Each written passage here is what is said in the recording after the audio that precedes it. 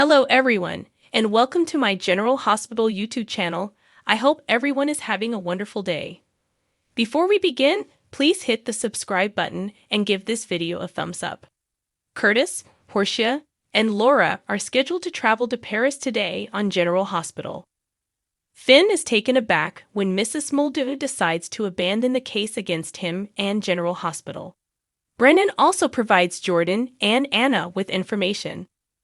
When Sunny and Dex speak in Puerto Rico about the island's increased security, Dex responds that he is keeping an eye on everything.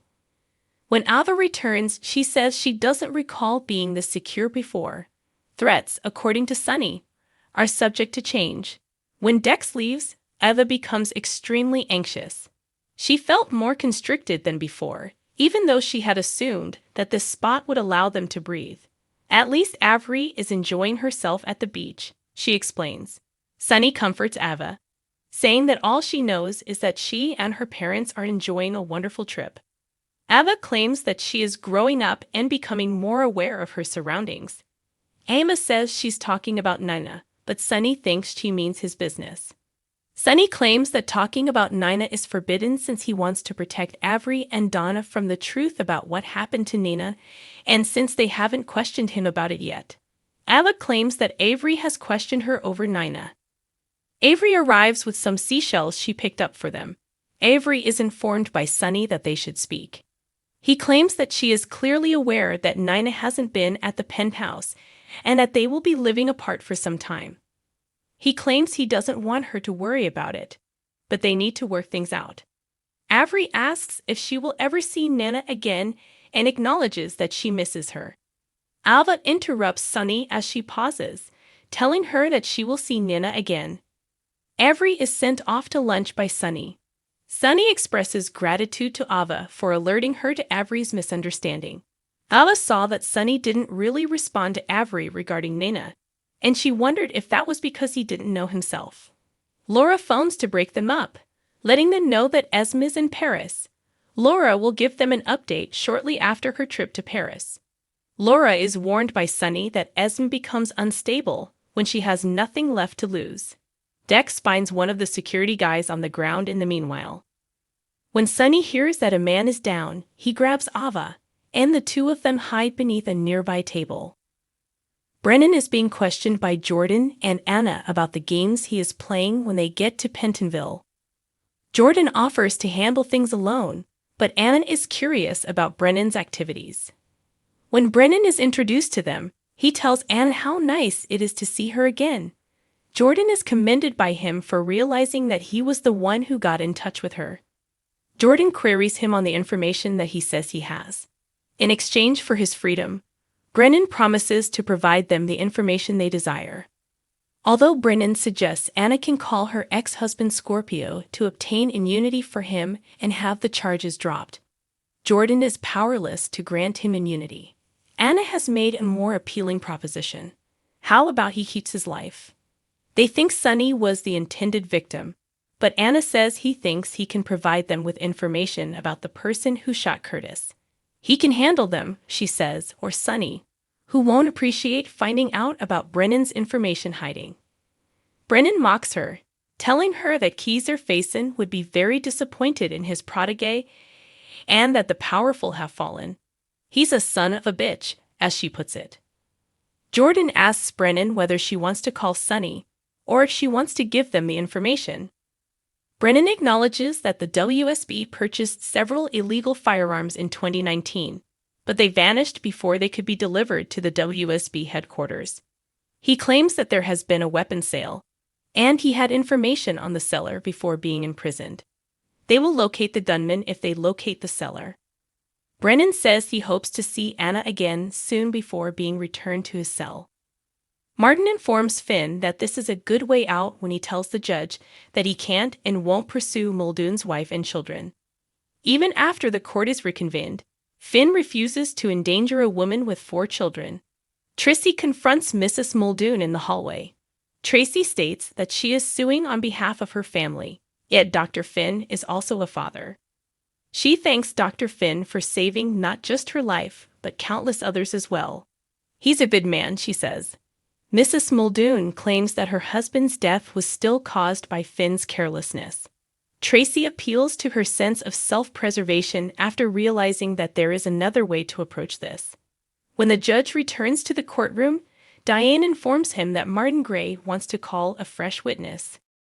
It is not essential. Diane abruptly reveals that she has just received word from her client that the lawsuit is being dropped as Tracy and Mrs. Muldoon slip back in. Finn wonders why the judge is asking Diane and Martin to come to his chambers. The judge announces the dismissal of the lawsuit against Finn and GH as Martin and Diane return. Saying it's finished, Liz gives Finn a hug. They're curious as to why Mrs. Muldoon dropped the complaint, and Martin clarifies that she had a change of heart. According to Tracy, the important thing is that justice was served. Gregory seemed to be wary. Diane responds that her client told her to dismiss the claim when Martin questions her about why she did so. He feels let down that he was unable to defeat her in court. Laughing, she says, "You will get that chance when hell freezes over," making fun of his southern accent. Tracy offers that they celebrate as Mrs. Muldoon comes up to talk to Finn. They speak in private, and she says she should apologize to him because she didn't know her husband Dennis saw an oncologist before him and didn't know the extent he would go to support his family. Finn claims that those in need act with desperation. Being a single father himself, he is sympathetic, and he didn't want to add to her and her family's suffering in the wake of Muldoon's passing. Thanking him, she turns to leave. Gregory approaches Tracy in the interim and informs her that Mrs. Muldoon has a fundraising website to assist with the costs, and it appears that a significant payment was made to it shortly after she dismissed the lawsuit. The DA might view Gregory's hypothetical remarks as a bribe. In a hypothetical situation, he adds, he would also owe this friend for everything they accomplished for his son. In theory, Tracy says she doesn't think her friend would gather. In another scene, Finn informs Liz that although he is relieved, that family might have benefited from the case's outcome. Despite Muldoon setting him up, Liz tells him he is such a decent man for showing compassion for that man's family. Finn claims that this case taught him that he still has the people in his life that he loves, including Violet, his friends, family, and himself. Even if he was no longer able to practice medicine, he will be all right as long as he has them. Following his first session, Marshall meets with Curtis and Portia at the hospital. Curtis intends to put in a lot of effort to stand again. Laura walks up to them and tells them that Esme is in Paris, not Toronto. Laura clarifies that Esme took them on a ridiculous quest, and Curtis worries that Esme might be pursuing Spencer and Trina. Esme had to have anticipated this would be discovered, according to Marshall. So what if this is just another false lead? Laura says there is video of her boarding an aircraft to Paris that the PCPD has. Portia, in a panic, insists they must alert Trina.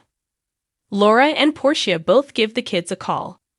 Laura briefly speaks with Spencer, who seems ok, but Portia claims she is unable to reach Trina. It all comes back to Spencer, as Portia fears that Esme is putting Trina in danger. Laura is truly sorry for this, and Portia is aware that she is also concerned about Spencer. All they need to do, explains Portia, is locate and stop Esme.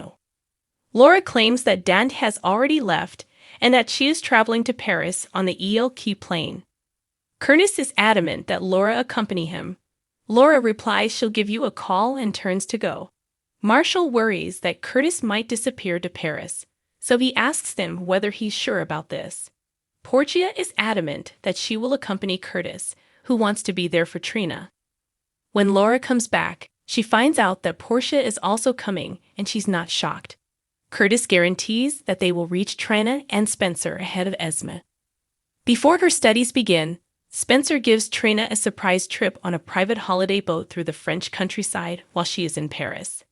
The skipper informs them that they will shortly take sail and that their stuff has arrived from the hotel. Trina tells Spencer what a wonderful man he is and expresses her gratitude to him for everything he has done for her. She is also thankful for their love. Spencer claims Trina opened him eyes to a whole new world since before her. All he could see was suffering. He claims he will love her for the rest of his life, and that every day he spends with her becomes better. They give each other a kiss. Esme, who is nearby, observes and remarks that they cannot simply scuttle away from her. When she opens her backpack, she finds a roll of duct tape and a syringe inside. Spencer shows Trina to their stateroom as Esme joins the boat. When Spencer answers his grandmother's phone, the call is dropped. Thanks for watching if you like this video, so please don't forget to subscribe my channel and don't miss any update.